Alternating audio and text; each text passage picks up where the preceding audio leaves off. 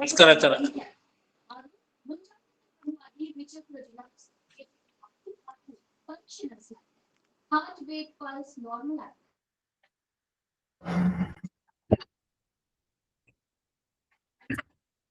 ನಮಸ್ಕಾರ ಆಚಾರ್ಯ ಹರಿ ಶ್ರೀನಿವಾಸ. ನಮಸ್ಕಾರ ಆಚಾರ್ಯ. ನಮಸ್ಕಾರ ಮಾಡ್ತೀನಿ ಆಚಾರ.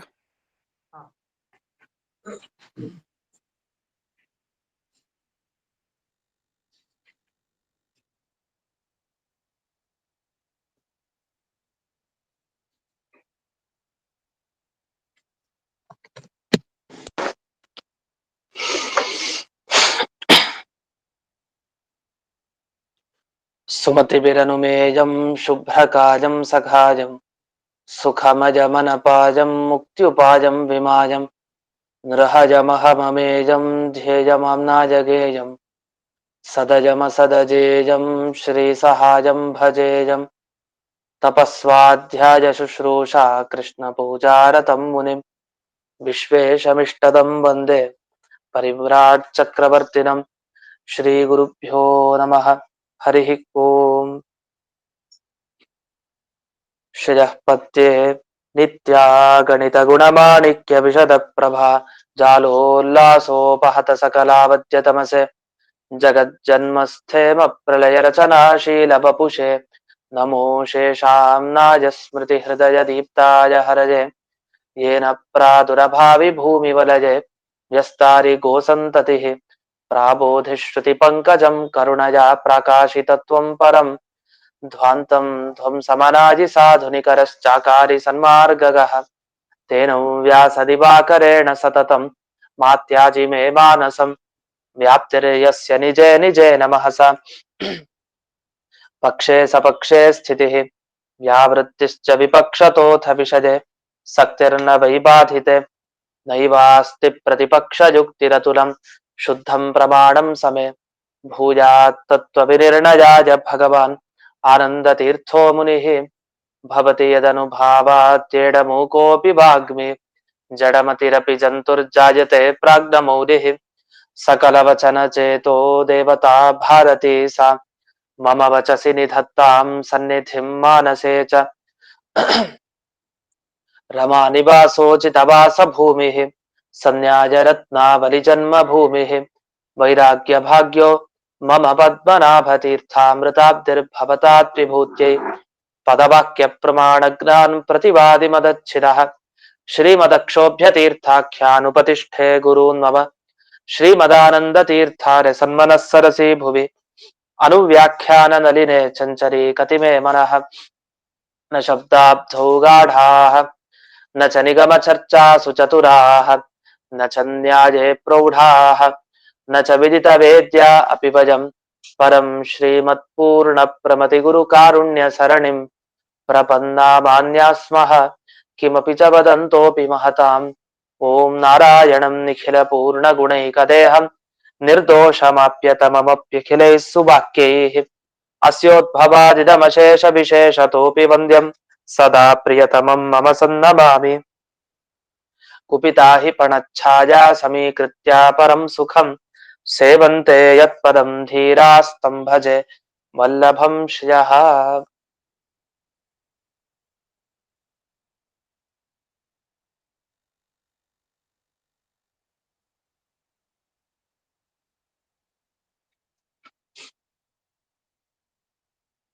ಈಗ 35ನೆಯ ಸುಧಾಮೂಲ.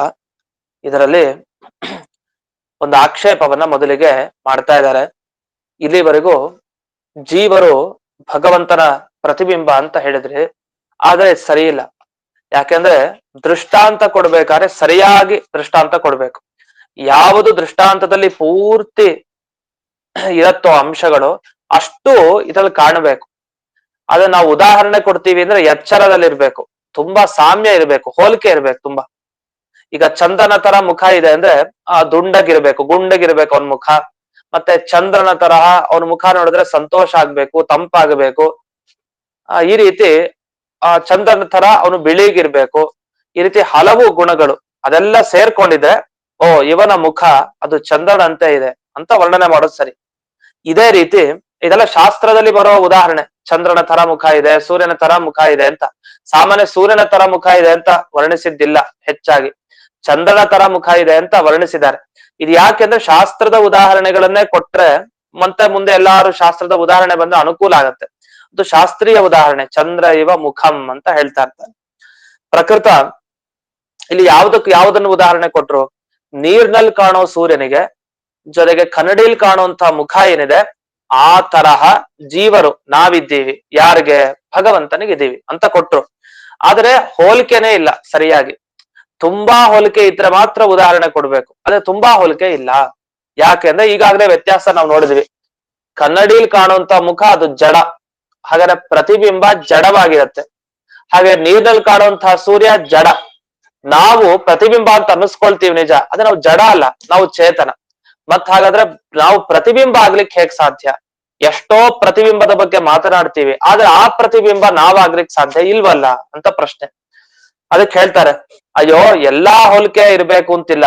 ಎಲ್ಲಾ ಹೋಲಿಕೆ ಅಂದ್ರೆ ತುಂಬಾ ಹೋಲಿಕೆ ಇದ್ರೆ ಮಾತ್ರ ಒಂದಕ್ಕೆ ಇನ್ನೊಂದು ಉದಾಹರಣೆ ಆಗತ್ತೆ, ಇದಕ್ಕಿದು ಉದಾಹರಣೆ ಅಂತ ಕೊಡ್ಬೇಕು ಅಂತಿಲ್ಲ. ಸ್ವಲ್ಪ ಹೋಲಿಕೆ ಇದ್ರು ಸಾಕು. ಈಗ ಎಷ್ಟೋ ಸ್ವಲ್ಪ ಹೋಲಿಕೆ ಇದ್ರು ಇವನ್ ತರ ಇದಾನೆ ಸ್ವಲ್ಪ ಅಂತ ಹೇಳ್ತೀವಲ್ಲ. ಸ್ವಲ್ಪ ಹೋಲಿಕೆ ಇದ್ರು ಸಾಕು, ಪೂರ್ತಿ ಅಷ್ಟೆಲ್ಲ ಹೋಲಿಕೆ ಬೇಕಾಗಿಲ್ಲ ಅಂತ ಹೇಳಿದ್ರೆ ಅವನು ಆಕ್ಷೇಪ ಮಾಡ್ತಾನೆ. ಹಾಗಾದ್ರೆ ಅನ್ಯಥಾ ಪ್ರಮೇಯತ್ವಾದಿ ಮಾತ್ರ ಸಾಮ್ಯಸ್ಯ ಸರ್ವತ್ರ ಸಂಭವೇನ. ಹಾಗಾದ್ರೆ ಎಲ್ರಿಗೂ ಎಲ್ಲಾ ವಿಷಯ ಎಲ್ಲದರಲ್ಲೂ ಹೋಲಿಕೆ ಇದೆ ಅಂತ ಅರ್ಥ. ಎಲ್ಲದರಲ್ಲೂ ಅಂದ್ರೆ ಎಲ್ಲಾ ವ್ಯಕ್ತಿಗಳಲ್ಲೂ ಎಲ್ಲರಿಗೂ ಹೋಲಿಕೆ ಇದೆ. ಈಗ ನಮಗೂ ನಿಮಗೂ ಇಬ್ರಿಗೂ ಹೋಲಿಕೆ ಇದೆ. ಹೇಗಿದೆ? ಇಬ್ರು ಮನುಷ್ಯರಾದ್ರಿಂದ ನನ್ನ ಹೋಲಿಕೆ ನಿಮ್ಮಲ್ಲಿ ಬೇಡ. ನಮಗೂ ಮತ್ತೆ ಜಡ ಪದಾರ್ಥಕ್ಕೂ ನನಗೂ ಮೊಬೈಲ್ಗೂ ಏನಿದೆ? ಹೋಲಿಕೆ ಇದೆ. ಏನು ಹೋಲಿಕೆ ಇದೆ ಅಂದ್ರೆ ಆ ಮೊಬೈಲ್ ಅನ್ನೋದು ಒಂದು ಪದಾರ್ಥ, ಅದೊಂದು ಪ್ರಮೇಯ. ನಾನು ಒಂದು ಪದಾರ್ಥ, ಜಗತ್ನಲ್ಲಿ ಅದೂ ಒಂದು ವಸ್ತು, ನಾನೂ ಒಂದು ವಸ್ತು. ಹಾಗಾದ್ರೆ ವಸ್ತುತ್ವ ಇಬ್ರಲ್ಲೂ ಇದೆ. ನಾನು ಒಂದು ವಸ್ತು, ಹೌದು ಒಂದು ವಸ್ತು ಅಂದ್ಮೇಲೆ ಹೋಲಿಕೆ ಬರ್ಲಿ. ನಾವು ಮೊಬೈಲ್ ತರ ಇದೀವಿ ಅಂತ ಯಾರು ಹೇಳ್ತಾರ? ಅಥವಾ ನಾವ್ ಯಾವ್ದೋ ಪುಸ್ತಕದ ತರ ಇದೀವಿ ಅಂತ ಹೇಳ್ತೀವ? ಇಲ್ಲ. ಯಾಕೆಂದ್ರೆ ಪುಸ್ತಕ ನಮಗೂ ಅತ್ಯಂತ ಹೋಲಿಕೆ ಇಲ್ಲ, ತುಂಬಾ ಹೋಲಿಕೆ ಇಲ್ಲ. ಎಲ್ಲೋ ಒಂದೋ ಎರಡೋ ಧರ್ಮ ಹೋಲಿಕೆ ಇರುತ್ತೆ. ಯಾಕೆ? ಜಗತ್ನಲ್ಲಿರೋದು ಎಲ್ಲಾ ವಸ್ತುಗಳು ಕೂಡ ವಸ್ತುಗಳೇ ಅನ್ನಿಸ್ಕೊಳ್ಳೋದು. ಎಲ್ಲವೂ ವಸ್ತು ಅಂತ ಆದ್ಮೇಲೆ ಎಲ್ಲದರಲ್ಲೂ ಪರಸ್ಪರ ಹೋಲಿಕೆ ಇರತ್ತ? ಜಡಕ್ಕೂ ಚೇತನಕ್ಕೂ ಹೋಲಿಕೆ ಇರಲ್ವಲ್ಲ ಆ ರೀತಿ. ಅದಕ್ಕೊಂದು ಉದಾಹರಣೆ ಕೊಡ್ತಾರೆ. ಮಶಕೋಪಿ ಮಾತಂಗಸ್ಯ ದೃಷ್ಟಾಂತಸ್ಯಾತ್ ಅಂತ ಒಂದು ವಾಕ್ಯ ಜೈತೀರ್ಥರು ಕೊಡೋದು. ಇದು ಲೌಕಿಕ ಉದಾಹರಣೆನ ಕೊಟ್ರು. ಮಾತಂಗ ಅಂತಂದ್ರೆ ಏನು? ಮಾತಂಗ ಅಂತಂದ್ರೆ ಆನೆ ಅಂತ ಅರ್ಥ. ಮಾತಂಗ ಅಂದ್ರೆ ಆನೆ. ಅದನ್ನ ನೋಡಿ ಪರಿಮಳ ಟಿಪ್ಪಣಿಯಲ್ಲಿ ಬಿಡಿಸಿದ್ದಾರೆ. ಮಾತಂಗಸ್ಯ ಇತಿ ಅಂತ ರಾಯರು ಬರೀತಾ ಮಾತಂಗ ಅಂದ್ರೇನು? ಗಜಸ್ಯ, ಆನೆ ಅಂತ ಅರ್ಥ ಅಂತ ಬರೀತಾರೆ. ನಮ್ಗೆ ಆಶ್ಚರ್ಯ ಅನ್ಸತ್ತೆ. ಸುಧಾ ಓದ್ಬೇಕಾದ್ರೆ, ಸುಧಾ ಗ್ರಂಥಕ್ಕೆ ಅವನು ಓದೋ ಅರ್ಹತೆ ಬಂದಿದೆ ಅಂತಂದ್ರೆ, ಓದ್ಲಿಕ್ಕೆ ಅರ್ಹತೆ, ಒಂದು ಮಾತಂಗ ಅನ್ನೋ ಶಬ್ದಕ್ಕೆ ಅರ್ಥ ಗೊತ್ತಿರಲ್ವಾ? ಸಹಜವಾಗಿ ಗೊತ್ತಿರತ್ತೆ. ಯಾಕೆ? ಸಂಸ್ಕೃತ ಮೊದಲಿಂದ ಓದ್ತಾ ಬಂದಿದೆ, ಗೊತ್ತೇ ಇರತ್ತಲ್ವಾ? ಅಥವಾ ಆಮೇಲಾದ್ರೂ ಓದ್ರು ಎಲ್ಲೋ ಮಾತಂಗ ಅನ್ನೋ ಶಬ್ದ ಬಹಳ ಪ್ರಸಿದ್ಧ, ಮಾತಂಗ ಅನ್ನೋದನ್ನ ಕೇಳಿರ್ಬೋದಲ್ವಾ? ಅಂತೂ ಸರ್ವಸಾಧಾರಣವಾಗಿ ಶಾಸ್ತ್ರಾಧ್ಯಯನ ಮಾಡಿದವ್ರು ಇದಕ್ ಬಂದಾಗ ಮಾತಂಗ ಅನ್ನೋ ಶಬ್ದಕ್ಕೆ ಆನೆ ಅಂತ ಅರ್ಥ ಗೊತ್ತಿರಲ್ವಾ? ಗೊತ್ತಿರತ್ತೆ ಅಂದ್ರೆ ಆದ್ರೂ ರಾಯರು ಬರೀತಾರ ನೋಡಿ. ಅಂದ್ರೆ ಗೊತ್ತವ್ರಿಗೆ.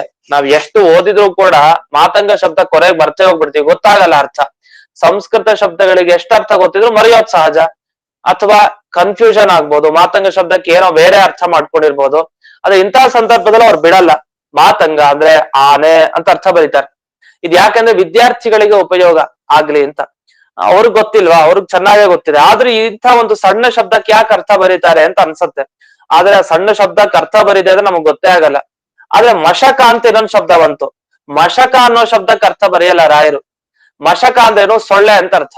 ಮಶಕ, ಈ ಸೊಳ್ಳೆ ಅನ್ನೋದು ಗೊತ್ತಿದೆ, ಪ್ರಸಿದ್ಧ ತುಂಬಾ. ಮಾತಂಗ ಅನ್ನೋದು ಸ್ವಲ್ಪ ಬೇರೆ ಅರ್ಥವನ್ನು ಕೊಡುತ್ತೆ. ಅದಕ್ಕೋಸ್ಕರ ಆನೆ ಅನ್ನೋ ಅರ್ಥವನ್ನ ಅವರು ಬರ್ದಿದ್ದಾರೆ. ಮಾತಂಗ ಮತ್ತೆ ಈ ಮಶಕ ಅಂದ್ರೆ ಸೊಳ್ಳೆ, ಆನೆ. ಯಾರಾದ್ರೂ ಆನೆಗೆ ಸೊಳ್ಳೆಯನ್ನ ಹೋಲಿಸ್ತಾರ ಅಥವಾ ಸೊಳ್ಳೆಗೆ ಆನೆಯನ್ನ ಹೋಲಿಸ್ತಾರ? ಖಂಡಿತ ಇಲ್ಲ. ಆನೆ ತರ ಸೊಳ್ಳೆ ಇದೆ, ಸೊಳ್ಳೆ ತರ ಆನೆ ಇದೆ. ಯಾರು ಹೇಳ್ತಾರ ಹೀಗೆ? ಇರುವೆ ತರ ಆನೆ ಇದೆ, ಆನೆ ತರ ಇರುವೆ ಇದೆ. ಹೇಗೆ ಹೇಳಲಿಕ್ಕೆ ಸಾಧ್ಯ? ಹೋಲಿಕೆನೇ ಇಲ್ಲ ಎರಡಕ್ಕೂ. ಆದ್ರೆ ನಿಮ್ಮ ಪ್ರಕಾರ ಆನೆನೂ ಕೂಡ ಇರುವೆಗೆ ಹೋಲಿಕೆ ಅಂತ ಆಗುತ್ತೆ. ಇರುವೆ ತರ ಆನೆ ಇದೆ, ಆನೆ ತರ ಇರುವೆ ಇದೆ. ಹೇಗಿದೆ? ಅಯ್ಯೋ, ಆನೆನೂ ಜಗತ್ನಲ್ಲಿರೋ ಒಂದು ಪ್ರಾಣಿನೇ, ಇರುವೆನೂ ಜಗತ್ನಲ್ಲಿರೋ ಒಂದು ಪ್ರಾಣಿನೇ. ಎರಡು ಪ್ರಾಣಿಗಳಂದ ಮೇಲೆ ಪ್ರಾಣಿಯ ರೂಪದಲ್ಲಿ ಹೋಲಿಕೆ ಎರಡಕ್ಕೂ ಇದೆ. ಎರಡು ಪ್ರಾಣಿ ಅಂದ್ಮೇಲೆ ಅದೆರಡಕ್ಕೂ ಹೋಲಿಕೆ ಬರ್ಬೋದಲ್ಲ. ಹಾಗಾದ್ರೆ ಆನೆ ಯಾವ ತರ ಇದೆ, ಇರುವೆ ತರ. ಯಾವ ರೀತಿ? ಅದು ಒಂದು ಪ್ರಾಣಿ, ಇದು ಒಂದು ಪ್ರಾಣಿ. ಅಥವಾ ಅದು ಒಂದು ವಸ್ತು, ಇದು ಒಂದು ವಸ್ತು. ಹೀಗೆ ಮಶಕೋಪಿ ಮಾತಂಗಸ್ಯ ದೃಷ್ಟಾಂತಹ. ಒಂದು ಸೊಳ್ಳೆಯು ಕೂಡ ಆನೆಗೆ ಉದಾಹರಣೆ ಅಂತ ಆಗ್ಬೇಕಾಗಿತ್ತು. ಆದ್ರೆ ಯಾರಾದ್ರೂ ಹೀಗೆ ಹೇಳ್ತಾರ? ಯಾರು ಕೂಡ ಹೇಳೋದಿಲ್ಲ. ಆದ್ರಿಂದ ಇದು ಸರಿ ಇಲ್ಲ.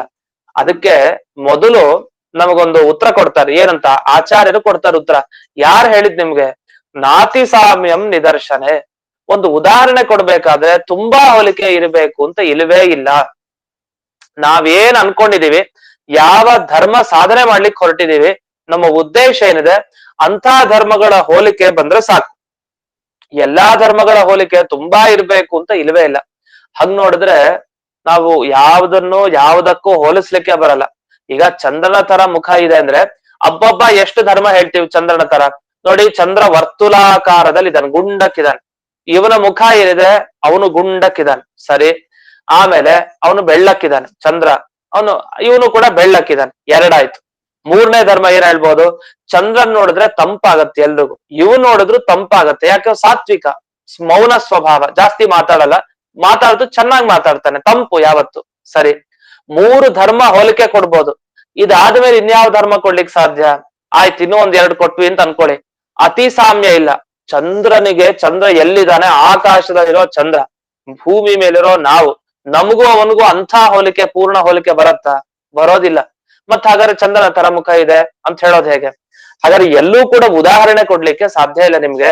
ಅದರಿಂದ ಏನಂದ್ರೆ ನಾವು ಅನ್ಕೊಂಡಿದ್ದು ಏನು ಧರ್ಮಗಳಿದೆಯಲ್ಲ ಅಷ್ಟರ ಹೋಲಿಕೆ ಬಂದ್ರೆ ಸಾಕು. ಅವಾಗ ಇವನ್ ತರ ಇದ್ದಾನೆ, ಅಥವಾ ಈ ವಸ್ತುಗಳೆಲ್ಲ ಇದ್ರ ತರ ಇದೆ ಅಂತ ಹೇಳಲಿಕ್ಕೆ, ಉದಾಹರಣೆಯನ್ನು ಕೊಡ್ಲಿಕ್ಕೆ ಬರುತ್ತೆ ಅಂತ. ಅದಕ್ಕೆ ಒಂದು ಈ ಶೇಷವಾಕ್ಯಾರ್ಥ ಚಂದ್ರಿಕಾದಲ್ಲಿ ಟಿಪ್ಪಣಿಯಲ್ಲಿ 2 ಟಿಪ್ಪಣಿ ಕೊಟ್ಟಿದ್ದಾರೆ ಇಲ್ಲಿ ಸದ್ಯದಲ್ಲಿ. ಈ ಶೇಷವಾಕ್ಯಾರ್ಥ ಚಂದ್ರಿಕಾ ಟಿಪ್ಪಣಿಯಲ್ಲಿ 2ನೇ ಲೈನ್ ನಲ್ಲಿ ವಿಷಯ ಬರೀತಾರೆ, ಅದನ್ನ ಗಮನಿಸ್ರಿ. ಧೂಮಾನುಮಾನೆ, ಮೊದಲನೇದ್ರಿಂದ ಓದೋಣ. ಅತ್ಯಂತ ಸಾಮ್ಯಸ್ಯ ವಿವಕ್ಷಾಯಾಮ್, ತುಂಬಾ ಹೋಲಿಕೆಯನ್ನ ನಾವು ಗಮನಿಸೋದಿದ್ರೆ, ಬೇಕು ಅಂತ ಆದ್ರೆ, ಆಗ ಧೂಮಾನುಮಾನೆ. ಧೂಮಾನುಮಾನ ಅಂದ್ರೆ ಯಾವುದು? ಧೂಮಾನುಮಾನ ಅಂದ್ರೆ ಹೊಗೆಯ ಬಗ್ಗೆ ಇರೋ ಅನುಮಾನ ಯಾವುದು? ಹೊಗೆಯ ಬಗ್ಗೆ ಇರೋ ಅನುಮಾನ ಅಲ್ಲ, ಹೊಗೆಯ ಒಂದು ಅನುಮಾನ. ಆಯ್ತು. ಯಾಕೆಂದ್ರೆ ಪರ್ವತಃ ವನ್ಹಿಮಾನ್ ಧೂಮಾತ್ ಮಹಾನಸವತ್ ಇಷ್ಟಿದೆ. ಇದು ಅವತ್ತಿನಿಂದ ಬರ್ತಾ ಇರುವಂತ ಅನುಮಾನ. ಈ ಅನುಮಾನದ ಅರ್ಥ ನಮಗ್ ಗೊತ್ತಿದೆ. ಈ ಅನುಮಾನದಲ್ಲಿ ಏನ್ ಮಾಡಿದ್ರು? ಉದಾಹರಣೆ ಯಾವ್ದನ್ನ ಕೊಟ್ಟಿದ್ದಾರೆ ಈ ಅನುಮಾನಕ್ಕೆ? ಅಡುಗೆ ಮನೆಯನ್ನು ಉದಾಹರಣೆ ಕೊಟ್ಟಿದ್ದಾರೆ, ಮಹಾನಸವನ್ನ ಉದಾಹರಣೆ ಕೊಟ್ಟಿದ್ದಾರೆ. ಇದು ದಾರ್ಷ್ಟಾಂತಿಕ ಯಾವುದು ಅಂದ್ರೆ ಪರ್ವತ. ಪರ್ವತಕ್ಕೆ ಒಂದು ಉದಾಹರಣೆ ಕೊಟ್ಟಿದ್ದಾರೆ, ಅಡುಗೆ ಮನೆ ತರ ಪರ್ವತ ಇದೆ ಅಂತ ಹೇಳಿದ್ರು. ಅಡುಗೆ ಮನೆ ತರ ಪರ್ವತ ಇದೆ ಅಂದ್ರೆ ಇದು ಒಪ್ಕೊಳ್ಳಿಕ್ ಬರತ್ತಾ? ಪರ್ವತ ಎಷ್ಟು ದೊಡ್ಡ ಆಕಾರದಲ್ಲಿದೆ. ನಮ್ಮ ಅಡುಗೆ ಮನೆಯನ್ನು ಪರ್ವತದ ಆಕಾರದಷ್ಟು ದೊಡ್ಡದಾಗಿದೆಯಾ? ಇಲ್ಲ, ಚಿಕ್ಕದು. ಬೇಡ ಅಷ್ಟು ದೊಡ್ಡದ, ಸ್ವಲ್ಪ ದೊಡ್ಡದಿರಬಹುದು. ಅಂತೂ ಹೋಲಿಕೆ ಪೂರ್ತಿ ಬರಲ್ಲ, ತುಂಬಾ ವ್ಯತ್ಯಾಸ ಇದೆ. ಪರ್ವತ ಇರೋ ಆಕಾರಗಳೇ ಬೇರೆ, ಅಡುಗೆ ಮನೆ ಇರೋ ಆಕಾರನೇ ಬೇರೆ. ಆ ಪರ್ವತದಲ್ಲಿ ಎಷ್ಟೋ ಪ್ರಾಣಿಗಳು ಓಡಾಡ್ತವೆ, ಅಡುಗೆ ಮನೆಯಲ್ಲೇ ಪ್ರಾಣಿಗಳು ಓಡಾಡ್ತವೆ ಅಂತ ಇದೆಯಾ? ಇಲ್ಲ. ಅಲ್ಲಿ ಪ್ರಶ್ನೆ ಇದು ಏನು, ಪರ್ವತಲ್ಲಾಗಬೇಕಾದ್ರೆ ದೊಡ್ಡ ದೊಡ್ಡ ಕಾಡಿನಲ್ಲಿ ಸಂಚಾರ ಮಾಡೋ ಪ್ರಾಣಿಗಳೆಲ್ಲ ಇವೆ. ನಮ್ಮ ಮನೆಗಳಲ್ಲಿ ಅಂಥ ಪ್ರಾಣಿಗಳಂತೂ ಇಲ್ಲ. ಅಂತೂ ಹೀಗೆ ತುಂಬಾ ವಿಚಾರ ಮಾಡ್ತಾ ಹೋದ್ರೆ ಪರ್ವತಕ್ಕೂ ಮತ್ತೆ ಅಡುಗೆ ಮನೆಗೂ ಹೋಲಿಕೆನೇ ಇಲ್ಲ ಅಂತ ಹೇಳಲೇಬೇಕು. ಮತ್ ಹಾಗಾದ್ರೆ ಪರ್ವತಕ್ಕೆ ಹೋಲಿಕೆ ಕೊಡ್ಲಿಕ್ಕೋಸ್ಕರ, ಪರ್ವತಕ್ಕೆ ಒಂದು ಹೋಲಿಕೆಯನ್ನ ಕೊಡ್ಲಿಕ್ಕೋಸ್ಕರ ಒಂದು ಅಡುಗೆ ಮನೆ ತರ ಅಂತ ಹೇಳಿದ್ರಲ್ಲ ಪರ್ವತವನ್ನ, ಇದ್ ಹೇಗೆ ಹೇಳಲಿಕ್ಕೆ ಸಾಧ್ಯ ಅಂತ ಒಂದು ಪ್ರಶ್ನೆ ಬರುತ್ತೆ. ಅದಕ್ಕೆ ಇವ್ರು ಹೇಳ್ತಾರೆ, ಅಯ್ಯೋ ಅಷ್ಟೆಲ್ಲ ದೂರ ಯಾಕೆ ಹೋಗ್ತೀರಿ? ಈಗ ಧೂಮ ವನ್ನಿ ಇದೆ, ಹೊಗೆ ಎಲ್ಲಿದೆ? ಅಡುಗೆ ಮನೆಯಲ್ಲಿದೆ. ಅಲ್ಲಿ ಬೆಂಕಿ ಇದೆಯಾ? ಇದೆ. ವನ್ಹಿ ಇದೆ. ಜೊತೆಗೆ ಪರ್ವತ ತಗೊಂಡ್ರೆ ಅಲ್ಲಿ ಹೊಗೆ ಇದೆಯಾ? ಇದೆ. ವನ್ಹಿ ಇದೆಯಾ? ಅಲ್ಲೂ ಕೂಡ ವನ್ನಿ ಇದ್ದೇ ಇದೆ. ಎರಡೂ ಕಡೆ ಒಂದೊಂದು ಇದ್ದೇ ಇದೆ. ಹಾಗಾದ್ರೆ 2 ಧರ್ಮ ಸಮಾನ ಆಯ್ತು. ಮಹಾನಸ ಅಡುಗೆ ಮನೆಯಲ್ಲೂ ಧೂಮ ವನ್ನಿ ಇದೆ, ಪರ್ವತದಲ್ಲೂ ಧೂಮ ಮತ್ತೆ ವನ್ನಿ ಇದೆ, 2 ಸಮಾನ ಆಯ್ತು. ಆದ್ರೆ ಇಷ್ಟು ಸಮಾನತೆ ಬಂದ್ರು ನಮ್ಗೆ ಏನ್ ಬೇಕೀಗ? ಧೂಮದಿಂದ ವನ್ನಿ ಸಾಧನೆ ಮಾಡ್ಬೇಕು. ಪರ್ವತದಲ್ಲಿ ಧೂಮ ನೋಡಿದಾನೆ, ಧೂಮ ನೋಡಿದ ಕೂಡಲೇ ವನ್ನಿ ಇದೆ ಅಂತ ಅವ್ನ ತೀರ್ಮಾನಕ್ಕೆ ಬರ್ಬೇಕಷ್ಟೇ. ಅಷ್ಟಕ್ಕೋಸ್ಕರ ತುಂಬಾ ಹೋಲಿಕೆ ಏನ್ ಬೇಡ.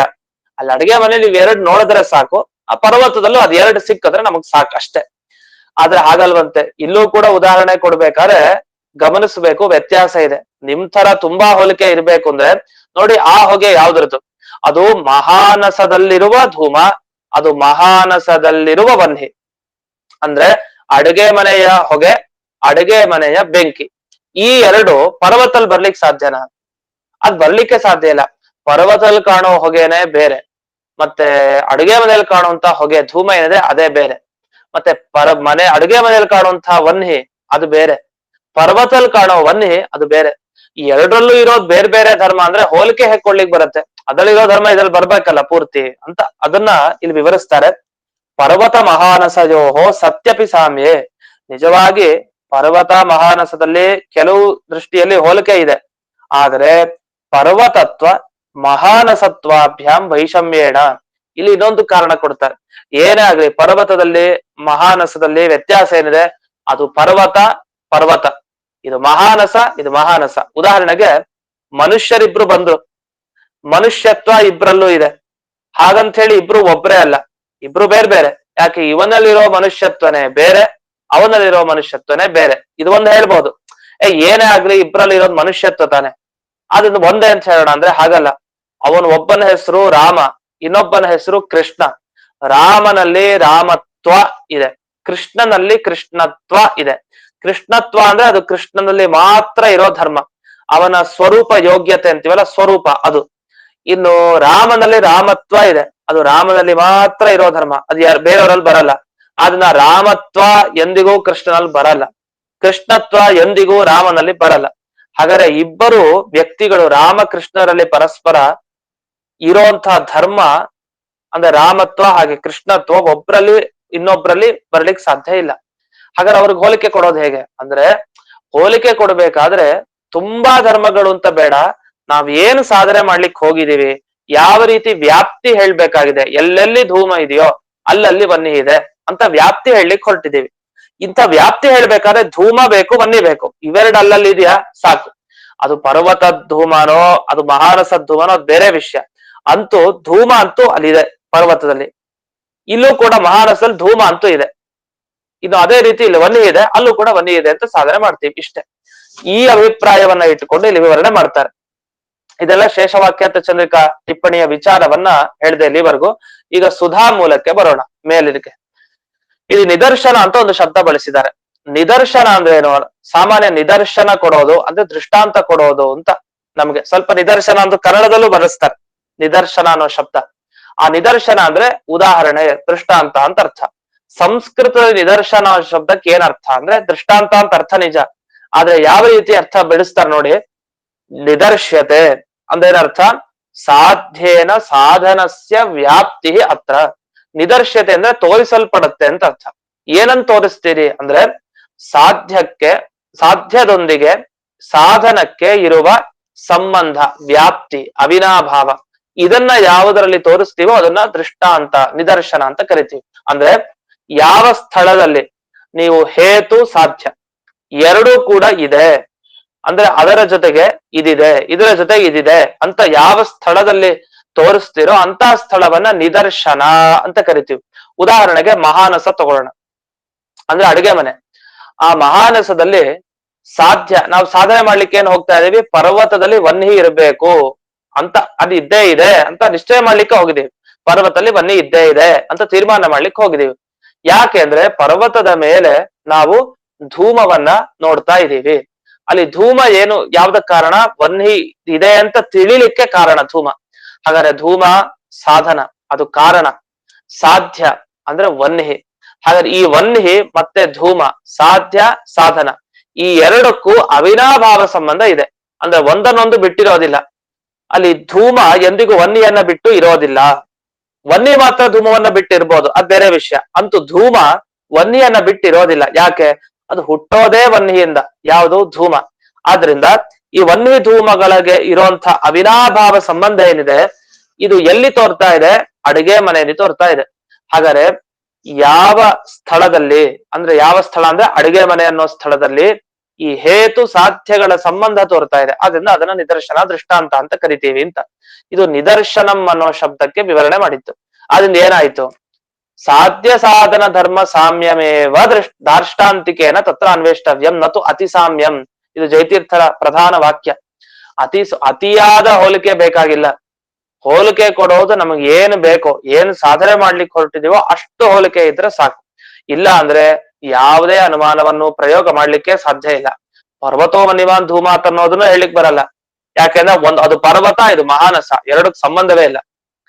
ಅದಕ್ಕೆ ಕೊನೆಗೆ ಹೇಳ್ತಾರೆ, ಹಾಗಾದ್ರೆ ಆನೆಗೂ ಮತ್ತೆ ಇರುವೆಗೂ ಅಥವಾ ಆನೆಗೂ ಸೊಳ್ಳೆಗೂ ಮಶಕ ಮಾತಂಗ ಇವೆರಡಕ್ಕೆ ನಾವು ಸಾಮ್ಯ ಹೇಳ್ಬೋದಾ? ಅದ್ ದೃಷ್ಟಾಂತ ಕೊಡ್ಬೋದ ಅಂದ್ರೆ ಕೊಡ್ಬೋದಂತೆ, ತಪ್ಪೇನಿಲ್ಲ. ಆನೆಗೂ ಮತ್ತೆ ಸೊಳ್ಳೆಗೂ ಹೋಲಿಕೆ ಕೊಡೋದ್ರಲ್ಲಿ ಏನ್ ತಪ್ಪಿಲ್ಲ. ನಾವು ಮತ್ತೆ ಪರಮಾತ್ಮ, ಜೀವರಿಗೆ ಪರಮಾತ್ಮನಿಗೆ ಹೋಲಿಕೆ ಇದೆ ಅಂತ ಹೇಳೋರು ನಾವು. ಅಂತದ್ರಲ್ಲಿ ಯಾವ್ದೋ ಒಂದು ಆನೆ ಸೊಳ್ಳೆಗೆ ಹೋಲಿಕೆ ಇದೆ ಅಂತ ಹೇಳಿಕ್ ಬರಲ್ವಾ? ಖಂಡಿತ ಬರುತ್ತೆ. ಅಲ್ಲ, ಪರಮಾತ್ಮನಿಗೂ ಜೀವರಿಗೂ ಹೇಗ್ ಹೋಲಿಕೆ ಇದೆ ಅಂದ್ರೆ, ಪರಮಾತ್ಮನಲ್ಲೂ ಚೇತನತ್ವ ಇದೆ. ಅವನೊಬ್ಬ ಚೇತನ, ಅವನೇನ್ ಜಡಾನ? ಅಲ್ಲ. ನಾವೇನ್ ಜಡಾನ? ಅಲ್ಲ, ನಾವು ಚೇತನ. ಹಾಗಾದ್ರೆ ಪರಮಾತ್ಮನಲ್ಲೂ ಚೇತನತ್ವ ಇದೆ, ನಮ್ಮಲ್ಲೂ ಚೇತನತ್ವ ಇದೆ. ಪರಮಾತ್ಮನು ಪುರುಷ, ನಾವು ಪುರುಷ. ಪರಮಾತ್ಮನಲ್ಲಿ ಜ್ಞಾನ ಇದೆ, ನಮ್ಮಲ್ಲೂ ಜ್ಞಾನ ಇದೆ. ಏನ್ ವ್ಯತ್ಯಾಸ? ಪರಿಪೂರ್ಣತೆ ಇಲ್ಲ. ಪರಿಪೂರ್ಣತೆ ಅವನಲ್ಲಿದೆ, ನಮ್ಮಲ್ಲಿ ಅಲ್ಪತೆ ಇದೆ, ಕಡಿಮೆ ಇದೆ ಅಷ್ಟು. ಹೀಗೆ ಅನೇಕ ಧರ್ಮಗಳನ್ನು ಹೇಳ್ಬೋದು. ಅವನು ಯಾವತ್ತಿನಿಂದ ಇದಾನೋ ಅನಾದಿ ಕಾಲದಿಂದ ಪರಮಾತ್ಮ ಇದ್ದಾನೆ, ನಾವು ಅನಾದಿ ಕಾಲದಿಂದ ಇದೀವಿ. ಜೀವ ನಿತ್ಯ, ಪರಮಾತ್ಮ ನಿತ್ಯ. ಹಾಗಾದ್ರೆ ನಿತ್ಯತ್ವ, ಅನಾದಿತ್ವ, ಮತ್ತೆ ಆತ್ಮತ್ವ, ಚೇತನತ್ವ, ಮನುಷ್ಯತ್ವ, ಪುರುಷತ್ವ, ಜ್ಞಾನವತ್ವ, ಎಷ್ಟು ಧರ್ಮ, ಸುಮಾರು ಧರ್ಮಗಳ ಹೋಲಿಕೆ ನಮಗೂ ಪರಮಾತ್ಮನಿಗೂ ಇದೆ ಅಂತ ಹೇಳಿಕ್ ಬರ್ಬೇಕಾದ್ರೆ, ಇನ್ನು ಈ ಆನೆಗೂ ಮತ್ತೆ ಸೊಳ್ಳೆಗೂ ಹೇಳಿಕ್ ಬರಲ್ವಾ? ಖಂಡಿತ ಹೇಳಿಕ್ ಬರುತ್ತೆ. ಏನ್ ಹೇಳಿಕ್ ಬರುತ್ತೆ? ಆನೆನೂ ಒಂದು ಜಗತ್ನಲ್ಲಿರೋ ಒಂದ್ ವಸ್ತು, ಈ ಸೊಳ್ಳೆನೂ ಜಗತ್ನಲ್ಲಿರೋ ಒಂದ್ ವಸ್ತು ಅಷ್ಟೇ. ಪ್ರಮೇಯ ಅಂತ ಕರಿತೀವಿ. ಪ್ರಮೇಯ ಅಂದ್ರೆ ಏನು? ನಮ್ಮ ಪ್ರಮಾಣಕ್ಕೆ ಗೋಚರ. ಅಂದ್ರೆ ಚಕ್ಷುರಿಂದ್ರಿಯ, ನಮ್ಮ ಕಣ್ಣು ಪ್ರಮಾಣ ಏನಿದೆ, ದೋಷ ಇಲ್ಲದೆ ಇರುವಂತಹ ಕಣ್ಣು, ಒಳ್ಳೆ ದೃಷ್ಟಿ, ದೋಷ ಇಲ್ಲದೆ ಇರುವಂತಹ ಕಣ್ಣು. ಅದರಿಂದ ಆನೆಯನ್ನು ನೋಡ್ತೀವಿ, ಸೊಳ್ಳೆಯನ್ನು ನೋಡ್ತೀವಿ, ಎರಡೂ ಜಗತ್ನಲ್ಲಿರೋ ವಸ್ತು ಅಂದಮೇಲೆ ನಾವು ಅನುಮಾನ ಮಾಡ್ಬೋದಂತೆ. ಹೇಗೆ ಅನುಮಾನ ಮಾಡ್ಬೋದು ಅದನ್ನ ಹೇಳ್ಕೊಡ್ತಾರೆ. ಆನೆ ಮತ್ತೆ ಸೊಳ್ಳೆ ಎರಡು ಇಟ್ಕೊಂಡು ಒಂದು ಅನುಮಾನ ಹೇಳ್ಕೊಡ್ತಾರೆ. ಇದು ಪರಿಮಳ ಟಿಪ್ಪಣಿಯಲ್ಲಿ ಕೊಟ್ಟಿದ್ದಾರೆ, ಅಂದ್ರೆ ರಾಯರು ಬರೆಯುವಂತಹದ್ದು. ಮಾತಂಗಃ ಅಭಿಧೇಯ ಮೇಯತ್ವಾತ್ ಮಶಕವತ್ ಅಂತ ಅನುಮಾನ ಬರೆದಿದ್ದಾರೆ. ಇದೆಲ್ಲ ನೆನ್ಪಿಟ್ಕೊಳ್ಳಿ. ಇದು ನಮ್ಗೆ ಅನುಮಾನ ಮಾಡ್ಲಿಕ್ಕೆ ಚೆನ್ನಾಗಿರುತ್ತೆ ಈ ವಿಷಯಗಳು, ಅಲ್ಲಿ ಅನುವಾದ ಮಾಡ್ಲಿಕ್ಕೆ. ಅಲ್ಲಿ ಮಾತಂಗಃ ಅಭಿಧೇಯ ಮೇಯತ್ವಾತ್ ಮಶಕವತ್. ಮಶಕ ಅಂದ್ರೆ ಸೊಳ್ಳೆ. ಸೊಳ್ಳೆಯಲ್ಲಿ ಸಾಧ್ಯ ಹೇತುಗಳ ಸಮನ್ವಯ ಮಾಡ್ತಾರೆ. ಸೊಳ್ಳೆ ಮಶಕದಲ್ಲಿ ಏನಿದೆ? ಮೇಯತ್ವ ಇದೆ. ಅದನ್ನ ತಿಳ್ಕೊಳ್ಬಹುದು ಅಂತ ಅರ್ಥ. ಮೇಯ ಅಂದ್ರೆ ಪ್ರಮೇಯ, ನಮ್ಮ ಪ್ರಮಾಣಕ್ಕೆ ಗೋಚರ. ಮಾ ಅಂದ್ರೆ ಜ್ಞಾನ ಅಂತ ಅರ್ಥ. ಜ್ಞಾನದಿಂದ ಯಾವುದನ್ನ ತಿಳ್ಕೊಳ್ಬಹುದೋ ಅದನ್ನ ಮೇಯ ಅಂತ ಕರಿತೀವಿ. ಅಥವಾ ನಾವು ಪ್ರಮಾಣಗಳಿಂದ ಯಾವುದನ್ನ ತಿಳ್ಕೊಳ್ಬಹುದೋ ಅದನ್ನ ಪ್ರಮೇಯ ಅಂತ ಕರಿತೀವಿ. ಪ್ರಮಾಣ ಅಂದ್ರೆ ನಮಗೆ ಅವತ್ತಿನಿಂದ ಹೇಳುವಂತೆ ಪ್ರತ್ಯಕ್ಷ, ಅನುಮಾನ, ಶಬ್ದ, ಈ ಮೂರು. ಅಂತೂ ಮಶಕ ಏನಾಗಿದೆ ಅಂದ್ರೆ ಅದು ಮೇಯ. ನಾವು ಯಾವುದೋ ಒಂದು ನಮ್ಮ ಜ್ಞಾನಕ್ಕೆ ಅದು ವಿಷಯ ಆಗಬಹುದು. ಅಭಿಧೇಯ ಆಗಿದೆ ಅಂತ. ಅಭಿಧೇಯ ಅಂದ್ರೆ ಅದನ್ನ ಯಾವ್ದೋ ಒಂದು ಶಬ್ದದಿಂದಲೂ ಕರಿಬಹುದು. ಅಭಿಧಾತುಂ ಯೋಗ್ಯ, ಯಾವ್ದಾರೊಂದು ಶಬ್ದದಿಂದ ನಮಗ್ ಕರಿಲಿಕ್ಕೆ ಬರುತ್ತೆ ಅಂದ್ರೆ ಅದನ್ನ ಅಭಿಧೇಯ ವಸ್ತು ಅಂತ ಕರಿತೀವಿ. ಈಗ ನೋಡಿ, ನಾವಿದೀವಿ, ನಾನು ಅಭಿಧೇಯ, ನೀವು ಅಭಿಧೇಯ. ಯಾಕೆ? ನಿಮ್ಮ ಹೆಸರು ಭೀಮಸೇನ ಅಂತಿದ್ರೆ ಅಭಿಧೇಯ, ನಿಮ್ಮ ಅಭಿಧೇಯ ಯಾವುದು? ಭೀಮಸೇನ. ಅಂದ್ರೆ ನಿಮ್ಮನ್ನು ಹೇಳೋ ಶಬ್ದ ಯಾವುದು ಅಂತ ಅರ್ಥ. ನನ್ನನ್ನು ಹೇಳೋ ಶಬ್ದ ಯಾವುದು? ಕೃಷ್ಣ. ಹಾಗಾದ್ರೆ ಕೃಷ್ಣ ಇತಿ ಮಮ ಅಭಿಧೇಯಂ, ನನ್ನ ಹೆಸರೇನು? ಅಭಿಧೇಯ. ಅಭಿಧಾತುಂ ಯೋಗ್ಯಂ, ಕೃಷ್ಣನಾದ ನನ್ನನ್ನ ಕೃಷ್ಣ ಅಂತ ಅಭಿಧಾತುಂ ಯೋಗ್ಯಂ ಹೇಳಲಿಕ್ಕೆ ಸಾಧ್ಯತೆ ಇದೆ. ಈಗ ಪ್ರತಿಯೊಬ್ಬರನ್ನು ಕೂಡ ಆಯಾಯ ಯಾವುದೋ ಒಂದು ಶಬ್ದದಿಂದ ಹೇಳಲಿಕ್ಕೆ ಬರುತ್ತೆ. ಜಗತ್ನಲ್ಲಿ ಇಲ್ಲದೇ ಇರೋ ವಸ್ತುವಿನ ಬಗ್ಗೆನೂ ಶಬ್ದ ಹೇಳ್ಬೋದು. ಉದಾಹರಣೆಗೆ ಮೊಲದ ಕೊಂಬು, ಮನುಷ್ಯನ ಕೊಂಬು. ಮನುಷ್ಯನ್ಗೇನ್ ಕೊಂಬಿಲ್ಲ, ನರ ವಿಷಾಣಂ ಹೇಳ್ತೀವಿ. ಹಾಗೆ ಶಶ ವಿಷಾಣಂ, ಮೊಲದ ಕೊಂಬು ಹೇಳ್ತೀವಿ. ಅದನ್ನ ಜಗತ್ನಲ್ಲಿ ಇರಬೇಕು ಅಂತಿಲ್ಲ ಆ ವಸ್ತು. ಇಲ್ಲದೆ ಹೋದ್ರೂ ಶಬ್ದವನ್ನ ಬಳಸ್ಬೋದು. ಹಾಗೆ ಕೂರ್ಮ ರೋಮ ಅಂತ ಹೇಳ್ತೀವಿ. ಕೂರ್ಮ ರೋಮ ಅಂದ್ರೆ ಆಮೆಯ ಕೂದಲು ಅಂತ ಅರ್ಥ. ಕೂರ್ಮ ರೋಮ ಎಲ್ಲಿದೆ? ಅಪ್ರಸಿದ್ಧ, ಇಲ್ಲ, ಆದ್ರೂ ಹೇಳ್ತೀವಿ. ಹಾಗೆ ಗಗನ ಕುಸುಮ ಅಂತ ಹೇಳ್ತಾ ಇರ್ತೀವಿ. ಆಕಾಶದಲ್ಲಿ ಹೂವಿದೆ ಅಂತ. ಆಕಾಶದಲ್ಲಿ ಎಲ್ಲಿ ಹೂವಿದೆ? ಎಲ್ಲೂ ಹೂವಿಲ್ಲ. ಮತ್ತೆ ಗಗನ ಕುಸುಮ, ಗಗನಾರವಿಂದ, ಈ ತರ ಬೇಕಾದಷ್ಟು ಶಬ್ದ ಬಳಸ್ತಾ ಇರ್ತೀವಿ. ವಂದ್ಯಾಸುತ ಅಂತಂತೂ ಪದೇ ಪದೇ ಬರ್ತಾನೆ ಇತ್ತು. ವಂದ್ಯಾಸುತ ಇಲ್ಲವೇ ಇಲ್ಲ ಜಗತ್ನಲ್ಲಿ, ಆದ್ರೂ ಶಬ್ದ ಬಳಸ್ತೀವಿ. ಅಂತೂ ಏನಾಯ್ತು ಇಲ್ಲಿವರೆಗೂ? ಯತ್ರ ಯತ್ರ ಮೇಯತ್ವಂ ತತ್ರ ತತ್ರ ಅವಿಧೇಯತ್ವಂ. ನಮಗೆ ಯಾವುದರ ಬಗ್ಗೆ ಜ್ಞಾನ ಬರ್ತಾ ಇದೆಯೋ, ಯಾವ ಯಾವ ವಸ್ತುಗಳ ಜ್ಞಾನ ಬರ್ತಾ ಇದೆಯೋ ಆ ಎಲ್ಲಾ ವಸ್ತುಗಳನ್ನ ಯಾವುದಾದ್ರೂ ಒಂದು ಶಬ್ದದಿಂದ ಕರಿಬಹುದು.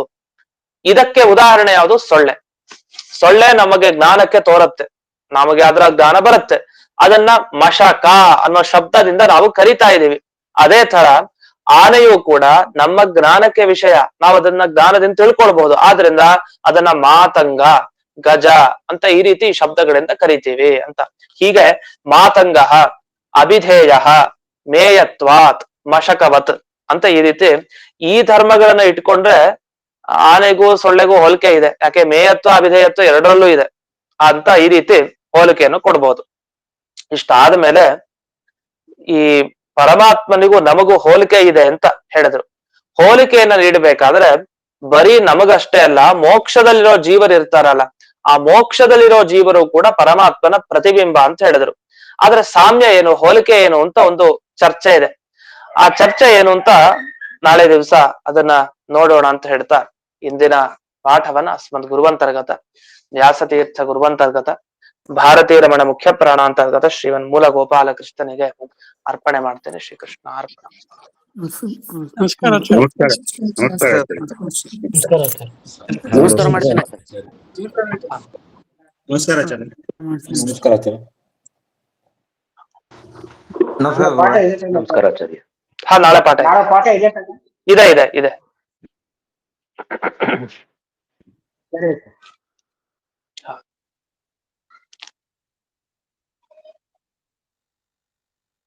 ನಮಸ್ಕಾರ ಆಚಾರ್ಯ ಶ್ರೀನಿವಾಸ.